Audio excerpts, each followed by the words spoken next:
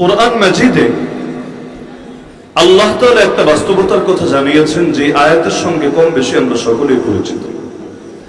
আল্লাহ তাআলা তার রাসূলকে বলছেন, কুল, হে নবী আপনি বলেন, হাল ইয়াস্তাউল্লাযীনা ইয়ালামুন আল্লাযীনা লা ইয়ালামুন, যারা ইলমের অধিকারী আর যারা ইলমের অধিকারী না তারা কি সমান হতে পারে? আল্লাহ তার নবীকে বলছেন আপনি এই কথাটা বলুন, জাতিকে জিজ্ঞেস করুন, যাদের ভেতরে ইলম আছে, যাদের ভেতরে ঈমান আছে আর যাদের ভেতরে ইলম নাই, ঈমান নাই, তারা কি কখনো সমান হবে? এখানে প্রশ্নের অর্থ এটা না যে আল্লাহ জানতেন না, আল্লাহ এখন জিজ্ঞেস করে করে জেনে নিতে চাচ্ছেন, বরঞ্চ প্রশ্নের উত্তর হলো বা প্রশ্নের উদ্দেশ্য হলো এই বাস্তবতা জানিয়ে দেওয়া আর এটা স্পষ্ট করে দেওয়া যে আলেম যারা আর আলেম না যারা তারা কখনোই সমান হবে না, হতে পারে না। আল্লাহ রাসূল সাল্লাল্লাহু আলাইহি ওয়াসাল্লাম সহ দুনিয়ার বুকে যত নবী এবং রাসূল এসেছিলেন তাদের মুআল্লিম তো আল্লাহ নিজেই ছিলেন। যেমন আমার রাসূল নিজের ব্যাপারে বলেন, আল্লামানি রাব্বি ফাআহসানা তা'লিমি, আমাকে ইলম শিখিয়েছেন আমার রব, তিনি বড় উত্তম ভাবে আমাকে ইলম শিখিয়েছেন। ওয়া আদাবানি রাব্বি ফাআহসানা তা'দীবি, আমাকে আদব শিক্ষা দিয়েছেন আমার রব, তিনি বড় উত্তম করে আদব আমাকে শিক্ষা দিয়েছেন। মানুষের প্রথম পরিচয় তো ছিল এটা। পৃথিবীর প্রথম মানুষটাকে সৃষ্টি করার আগেই আল্লাহ ফেরেশতাদেরকে বলেছিলেন, ইন্নী জাইলুন ফিল আরদি খলিফা, নিশ্চয়ই আমি পৃথিবীতে খলিফা বানাতে যাচ্ছি। খলিফা মানে বাঙালি যা বলছে দর্জি, এটা না। খলিফা আরো বিভিন্ন অর্থে আমাদের দেশে ব্যবহৃত হয়, এখানে উদ্দেশ্য সেটাও না। খলিফা দ্বারা আল্লাহ তাআলা বোঝাচ্ছেন যে আমি পৃথিবীর মধ্যে আমার প্রতিনিধি সৃষ্টি করতে যাচ্ছি, এমন জাতি বানাতে যাচ্ছি যারা থাকবে তো জমিনে, কিন্তু জমিনের প্রতিটা ইঞ্চি ইঞ্চি মাটিতে প্রতিনিধিত্ব বাস্তবায়ন করবে আল্লাহ। তো প্রথম খলিফা হয়ে দুনিয়ার বুকে আসলেন আব্বা আদম আলা নবীনা আলাইহিস সালাম। এরপর একে একে লক্ষ লক্ষ নবী এবং রাসূল দুনিয়ার বুকে আসলেন। তাদের সংখ্যা যে কত আল্লাহ তাআলাই ভালো জানেন। পৃথিবীর বুকে এসে তারা আল্লাহর খেলাফত, আল্লাহর প্রতিনিধিত্ব বাস্তবায়ন করলেন। আল্লাহর প্রতিনিধিত্ব বাস্তবায়ন মানুষ করতে হলে অবশ্যই তাকে জ্ঞানের অধিকারী হতে হবে, কারণ জ্ঞান ছাড়া আবেগী হওয়া যায়, জ্ঞান ছাড়া কোনো বাস্তবে ফিল্ডে কাজ করা যায় না। ফিল্ডে কাজ করার জন্য অবশ্যই তাকে জ্ঞানের অধিকারী হতে হয়। এখন জমিন যেহেতু আল্লাহ, আর আল্লাহর জমিনে প্রতিনিধিত্ব বাস্তবায়ন করতে হবে আল্লাহ, কারণ এটাই যুক্তির কথা। আমার ঘরে আমি আমার আদর্শই বাস্তবায়ন করব, আরেকজন যদি বলে না তোমার ঘরে আমি আমারটা বাস্তবায়ন করব, আমি বলবো না রে, তোরটা তুই নিজের দেশে গিয়ে বাস্তবায়ন কর, কিন্তু আমার ঘরে আমি তোকে কখনোই তোর আদর্শ বাস্তবায়ন করতে দেব না। পৃথিবীতে কেউই তার অধীনতা থাকা এলাকায়, অঞ্চলে, ঘরে, বাড়িতে অন্যের নাক গলানো, অন্যের সাম্রাজ্যকে কখনোই মেনে নেয় না। এই যে আজকাল যে সারা দুনিয়ায় অনেকে বোঝাচ্ছে ফিলিস্তিনে আর ইসরায়েলে গন্ডগোল হচ্ছে, মারামারি হচ্ছে, দ্বন্দ্ব হচ্ছে, যুদ্ধ হচ্ছে, সমাধান কি? সমাধান হলো দুই দলকে থামায় দাও, তাহলেই তো সমাধান হয়ে গেল। আরে হালতটা যেন এমন যে মোমেন শাহের বড় বাজারে ঝগড়া লেগেছে, বাঙালি ঝগড়া লাগলে তো মায়ের পেট শুরু করলে একজন আর একজনের নাকে এলো পাথারে ঘুষি মারতেই থাকে। তো এখন সাধারণ ময়মুরব্বীরা এসে, এলাকাবাসী এসে দুইটারই প্রথমে টেনে টেনে দুই দিকে সরায়, তারপর উভয়টাকে শান্ত করে।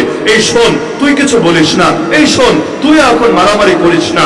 প্রথমে দুটোকে থামায়, তারপর যা তাদের কথা শোনার সেটা শোনে।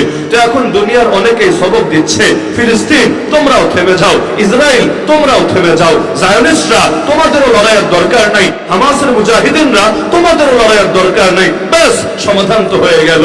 কিন্তু একটাবার চিন্তা করে না, আরে এটাকে কি সমাধান বলে? আরে আমার ঘরকে এসে দখল করে নিল অন্যরা, আমার ঘরের 80% অধিক অঞ্চল দখল করে রেখেছে অন্যরা।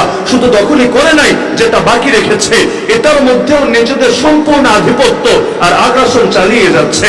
এমনকি পানি কখন আসবে, কখন আসবে না, কখন বিদ্যুৎ থাকবে, কখন থাকবে না, কখন মোবাইল ইন্টারনেট পাবে, কখন পাবে না, সবকিছু তাদের ইচ্ছার উপর নির্ভরশীল হয়ে গেছে। শুধু কি তাই নাকি, মুসলমানদের প্রথম কামরাটা পর্যন্ত দখল করে রেখেছে, সেটাকে ভেঙে গুঁড়িয়ে দিয়ে ঠিক সেই জায়গায় থার্ড টেম্পল বা সুলাইমানি মন্দির বানাতে চাচ্ছে। এখন এটা কোন ধরনের ইনসাফের কথা যে উভয় দলকেই বললা তোমরা থেমে যাও? আর ইনসাফের কথা তো হলো এটা, তাদেরকে বলা হবে সিভিলিয়ান নাগরিককে মেরো না, নারী শিশুদেরকে মেরো না, যারা যুদ্ধে জড়িত না তাদের গায়ে হাত তোলো না। কিন্তু যুদ্ধরত ময়দানে নেমেছে যুদ্ধের ভাষায় কথা বলার জন্য তারা পিছপা হতে চায় না। তাদেরকে মারতে পারলে মারো, আর তাদের হাতে মরতে হলে মরো, কিন্তু এই লড়াই তো বন্ধ হবে না যতক্ষণ পর্যন্ত ইসরায়েল নামক যারা রাষ্ট্র থাকবে, যতক্ষণ পর্যন্ত মুসলমানদের প্রথম কেবলা ইহুদিদের দখলে থাকবে, যতক্ষণ পর্যন্ত ইসলামের কোন 1 ইঞ্চি ভূমিও কাফিরদের দখলে থাকবে। পৃথিবীর সকল আহলে হক মুফতিয়ানে কেরাম এ ব্যাপারে একমত, ততক্ষণ পর্যন্ত গোটা দুনিয়ার মুসলমানদের জন্য জিহাদ ফরজ থাকবেই থাকবে।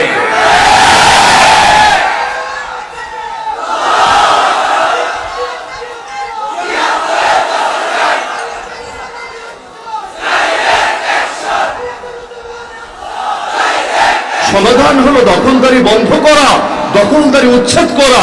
তোমার স্বাধীনতা তুমি তোমার জায়গায় গিয়ে ভোগ করো, আমার স্বাধীনতা আমাকে আমার জায়গায় ভোগ করতে দাও। কিন্তু একজনের ঘরে ঢুকে আরেকজন মাস্তানি করবে, এটা পৃথিবীর কোন সুস্থ মস্তিষ্ক সম্পন্ন লোক না আগে মেনেছে, না আজ মানছে, না কিয়ামত পর্যন্ত মানা সম্ভব হবে। তো গোটা পৃথিবীর প্রতিটা ইঞ্চি ইঞ্চি মাটির মালিককে আল্লাহ, আল্লাহই আসল মালিক। আমাদের মালিকানা তো রূপক অর্থের মালিকানা, আমরা তো বস্তুত কোনো মালিকই না। এক আরবের বেদুই অনেকগুলো উট নিয়ে যাচ্ছিল চড়াবে বলে, রাস্তায় একজন তাকে জিজ্ঞেস করলো, আচ্ছা এই উটগুলোর মালিক কি তুমি? কারণ অনেক সময় মালিক নিজেও গিয়ে চড়ায়, কখনো রাখাল দিয়ে পাঠায় দেয়, রাখাল গিয়ে চড়ায়। আজকালকার গাড়ি যেমন কখনো ড্রাইভার দিয়ে চালায়, কখনো মালিক নিজেই ড্রাইভিং জানলে নিজেই ড্রাইভারি করে। তো এখন সে নিশ্চিত হওয়ার জন্য জিজ্ঞেস করছে, উটের মালিক কি তুমি? আরব বেদুইন বড় অল্প শব্দে বড় সুন্দর আকীদার কথা জানিয়ে দিয়েছে। তার বাক্য হলো লিল্লাহি ফি ইয়াদি, লিল্লাহি ফি ইয়াদি, মালিকানা তো আল্লাহর, রয়েছে আমার হাতে, আল্লাহ ব্যবহার করতে আমাকে দিয়েছে। আরে আমরা তো আমাদের নিজেদের বডিরই মালিক না, যদি মালিক হতাম যাচ্ছে তাই ব্যবহার করতে পারতাম, কিন্তু পারি তো না। আত্মহত্যা করা হালাল না হারাম? দুনিয়ার যে কোনো হুজুর লাগবে না, সাধারণ মুসলমানকেও জিজ্ঞেস করেন, সবাই আপনাকে জবাবই দিবে। তুমি যত বড় ডিপ্রেশনেই ভোগো না কেন, যত বড় মুসিবতেই থাকো না কেন, তোমার জন্য আত্মহত্যা হারাম। কেন হারাম? কারণ এই জানের মালিক তুমি না, সুতরাং তুমি এটাকে যেভাবে ইচ্ছা সেভাবে বরবাদ করতে পারো না। আমার চোখের মালিকও আমি না, সুতরাং যেদিকে তাকাতে ইচ্ছা হয় সেদিকে তাকাতে পারি না। একটা সুন্দরী নারী যদি পাশ দিয়ে হেঁটে যায়, তার দিকে আমি কুদৃষ্টিপাত করি, আমার আমল নামায় চোখের জিনার গুনাহ লেখা হয়ে যায়। আমার হাতের মালিকও আমি না, হাত দিয়ে যা মনে চায় তা করতে পারি না।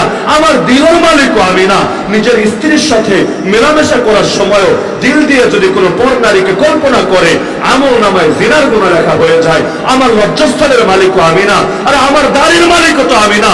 মনে চাইলো দাড়ি শেভ করে দিলাম, মনে চাইলো নবীর সুন্নাতের উপর ছুরি চালালাম। আরে আমার মাথা থেকে পা প্রতিটা অঙ্গের মালিক তো আল্লাহ। আল্লাহর মালিকানায় আল্লাহর কথাই চলে, আল্লাহর মালিকানায় বান্দার কথা চলে না।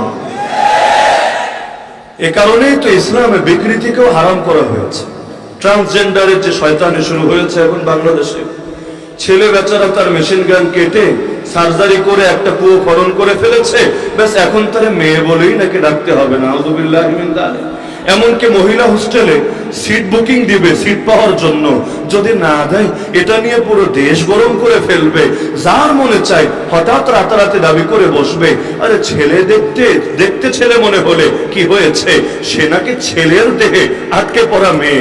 আবার একটা মেয়ে রাতারাতি নিজেকে ছেলে দাবি করবে, সে বলবে দেখতে মেয়ে মনে হলে কি হয়েছে, সে নাকি মেয়ের দেহে আটকে পড়া ছেলে। ইসলামে অধিকার তোমাকে কবে দিয়েছে? সৃষ্টির মালিক আল্লাহ। আরে আল্লাহ তোমাকে যেভাবে সৃষ্টি করেছেন, তোমার পছন্দ হোক বা না হোক, তোমার ভালো লাগুক বা না লাগুক, তোমাকে সেভাবেই থাকতে হবে। না হলে আল্লাহর দেওয়া অস্তিত্বকে ধ্বংস করে নতুন করে অস্তিত্ব প্রাপ্ত হও, তারপর তোমার যেভাবে মনে চায় সেভাবে তুমি স্বাধীনতা ভোগ করো। কিয়ামতের দিন রব্বুল আলামিন যারা ছবি আঁকে, যারা চিত্র অঙ্কন করে, যারা মূর্তি বানায়, যারা ভাস্কর্য বানায়, তাদেরকে একটা কথাই বলবেন, শোনো আমিও দুনিয়াতে অবয়ব বানিয়েছি, কাঠামো বানিয়েছি, বডি বানিয়েছি, কিন্তু আমি যাদের দেহ দিয়েছি, অবয়ব দিয়েছি, কাঠামো দিয়েছি, তাদের ভেতরে প্রাণও সঞ্চার করেছি। তোমরাও তো অবয়ব, কাঠামো আর বডি বানালা, সুতরাং এগুলোর ভেতরে প্রাণ সঞ্চার করার দায়িত্ব এবার তোমাদের। আল্লাহ বলবেন যদি এগুলোর ভেতরে প্রাণ দিতে পারো কোনো শাস্তি হবে না, তোমরা জান্নাতে চলে যাবে। আর যদি প্রাণ দিতে না পারো, যতদিন পর্যন্ত দিতে না পারবে ততদিন তোমাদেরকে জাহান্নামের আগুনে দাউ দাউ করে চলতে হবে। এখন সৌন্দর্যের নামে বিভিন্ন প্রাণীর ভাস্কর্য বানাক, অথবা সৌন্দর্যের নামে বিভিন্ন প্রাণীর চিত্র অঙ্কন করুক, ছবি আঁকুক, কিয়ামতের দিন তাদেরকে জাহান্নামে নিক্ষেপ করা হবে। যতদিন প্রাণ দিতে না পারবে এগুলোর মধ্যে, ততদিন জাহান্নামে দাউ দাউ করে সেই আগুনে দগ্ধ হয়ে তাদেরকে শাস্তি দিতে হবে। তো এখন এই পৃথিবীর আসল মালিক আল্লাহ, আমাদের কারো কোনো বাস্তবিক মালিকানাই নাই। যা আছে সেটা হলো রূপক মালিকানা, আল্লাহ দিয়েছেন ব্যবহার করতে, এখন সেটাকেই আমরা প্রকাশ করছি মালিকানা হিসাবে। এজন্যই কোরআন শুরু হলো, আমরা যে সিরিয়ালে কোরআন পড়ি এই বাক্য দিয়ে, আলহামদুলিল্লাহি রাব্বিল আলামিন, সমস্ত প্রশংসা আল্লাহর। কেন সমস্ত প্রশংসা আল্লাহর কেন হবে? আরে দুনিয়াতে মানুষেরও তো বহু অবদান থাকে, বাবার অবদান থেকে সন্তানের উপরে, মায়ের অবদান থেকে সন্তানের উপরে। আজকে যে মাহফিল হলো, এক মাহফিল হওয়ার পেছনে অবদান আছে কত মানুষের। তাহলে সমস্ত প্রশংসা আল্লাহর কেন হবে? কিছু কিছু প্রশংসা বান্দার জন্য থাক না, যে কিছু তুমি আল্লাহ পাবা আর কিছু হলো বান্দারা পাবে, না, তা না বলে বলা হচ্ছে আলহামদু, সমগ্র প্রশংসা একমাত্র আল্লাহর জন্য সাব্যস্ত, আল্লাহর জন্য বরাদ্দ। কি কারণে? কারণ এটাই দুনিয়ার লোকে যা করে সেটা তো বাহ্যিক উপকরণ মাত্র, বাহ্যিক ওসিলা মাত্র। আসল কর্তা তো আল্লাহ, যার আদেশ ছাড়া গাছের একটা পাতাও নড়ে না, তার আদেশ ছাড়া বড় বড় বিষয় সংঘটিত হবে কিভাবে? তাই গোটা জমিনের মালিক কে? তো আল্লাহর মালিকানায় কি আল্লাহর কথা চলবে, নাকি আল্লাহর দুশমন ইবলিস শয়তান তাগুতের কথা চলবে?